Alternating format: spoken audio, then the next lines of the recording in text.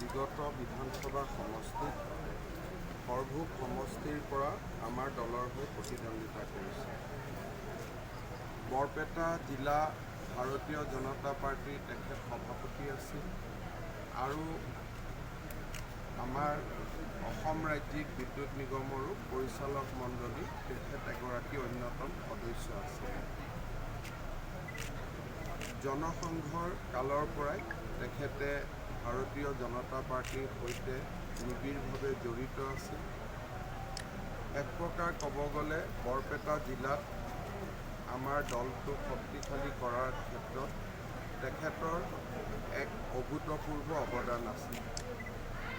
সৰভোগৰ বিভিন্ন সমস্যা সমাধানৰ ক্ষেত্ৰত তেখেতে নিজকে উৎসৰ্গা কৰিছিল। অতি শেহতীয়াকৈ আমাৰ ইয়াত নিৰ্মাণ হোৱা ব্ৰজ সদন আদিৰ দৰে গুৰুত্বপূৰ্ণ কাম কাজতো তেখেতে সক্ৰিয় ভূমিকা গ্ৰহণ কৰিছিল। বৰপেটা জিলাৰ শংকৰদেৱ শিশু নিকেতনসমূহৰ বিকাশতো তেখেতৰ এক বিশাল বৰঙণি আছিল। তেখেতৰ মৃত্যুত আমি এগৰাকী দলৰ অতিকে নিষ্ঠাবান কাৰ্যকৰ্তা হেৰুৱালোঁ।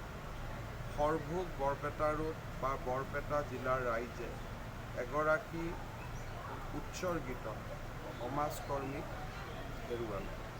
মই তেখেতৰ বিদেহী আত্মাৰ প্ৰতি শ্ৰদ্ধা জনাইছোঁ আৰু মই আজি তেখেতৰ বাসভৱনলৈ আহি তেখেতৰ পৰিয়ালক সাক্ষাৎ কৰি আমাৰ সকলোৰে হৈ তেখেতসকলক সমবেদনা জ্ঞাপন কৰিছোঁ। ক'ভিডৰ ক্ষেত্ৰত কিবা নতুন বিধান থাকিব?